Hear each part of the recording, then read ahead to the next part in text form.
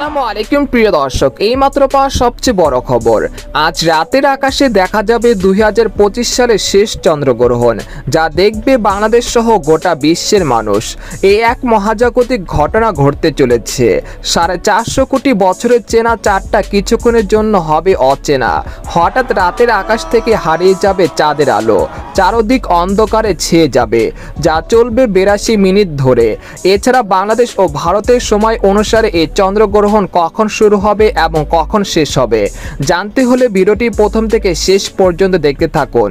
আর আপনি কোন জেলা থেকে এই খবরটি দেখছেন কমেন্ট করে জানিয়ে দিবেন।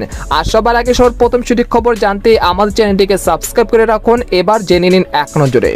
7 সেপ্টেম্বর 2025 তারিখে ভারত সহ এশিয়ার আকাশে একটি পূর্ণগ্রাস চন্দ্রগ্রহণ বা ব্লাড মুন দেখা যাবে। সূর্য, পৃথিবী এবং চাঁদ যখন একটি সরলরেখায় আসবে তখন পৃথিবীর ছায়া চাঁদ ঢেকে যাবে এবং লালচে দেখাবে। এই ঘটনাটি বাংলাদেশ সহ ভারতবর্ষে খালি চোখেই দেখা যাবে। এদিকে পূর্ণ চন্দ্রগ্রহণ 2025 7 সেপ্টেম্বর রবিবার রাতে বাংলাদেশ এবং ভারত সহ সমগ্র এশিয়ার আকাশে একটি অত্যন্ত সুন্দর এবং বিরল দৃশ্য দেখা যাবে। এই দৃশ্যটি হবে পূর্ণ চন্দ্রগ্রহণের, যাকে মানুষ সাধারণত ব্লাড মুন নামে চেনে। আর এটি ভারতের সময় অনুযায়ী শুরু হবে রাত 9টা 57 মিনিটে এবং রাত 1টা 30 মিনিটে শেষ হবে। আর বাংলাদেশ সময় অনুযায়ী 7 সেপ্টেম্বর দিবাগত রাত 9টা 18 মিনিটে এই গ্রহণটি শুরু হবে। গ্রহণের সর্বোচ্চ মাত্রা থাকবে গভীর রাত 12টা 11 মিনিট পর্যন্ত।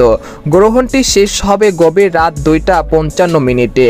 গ্রহণটি বাংলাদেশের সকল স্থান থেকেই একই সাথে দেখা যাবে। আর সেদিন আকাশ একেবারেই পরিষ্কার থাকার সম্ভাবনা রয়েছে। এদিকে প্রথম ধাপটি রাত 8টা 58 মিনিটে হবে, যখন চাঁদ পৃথিবী হালকা ছায়া স্পর্শ করবে। দ্বিতীয় ধাপটি রাত 9টা 57 মিনিটে হবে, যখন আংশিক গ্রহণ শুরু হবে। তৃতীয় পর্যায়টি রাত 11টায় শুরু হবে। এই সময়টি হবে সর্বোচ্চ পর্যায়ে। এরপর পূর্ণ চন্দ্রগ্রহণ রাত 12টা 22 মিনিটে শেষ হবে এবং আংশিক গ্রহণও প্রায় 1 ঘন্টা পরে শেষ হবে। অবশেষে রাত 2টা 25 মিনিটে চাঁদ ও পৃথিবী হালকা ছায়া থেকে বেরিয়ে আসবে। গ্রহণের জন্য কোনো প্রকার সাধারণত অবলম্বন করা লাগবে না। সকল প্রকার কুসংস্কার থেকে দূরে থাকবেন। আর ভিডিওটি শেয়ার করে সবাইকে জানিয়ে দিন। কোরআন ও হাদিসের আলোকে সূর্য গ্রহণ নিয়ে আমরা জানতে পেরেছি যে চন্দ্র ও সূর্য মহান আল্লাহ তাআলার নিদর্শন সমূহের মধ্যে 2টি নিদর্শন। আর তাতে গ্রহণ লাগা আল্লাহ তাআলার হুকুমেই হয়ে থাকে। তাদের নিজস্ব কোনো শক্তি বা ক্ষমতা নেই।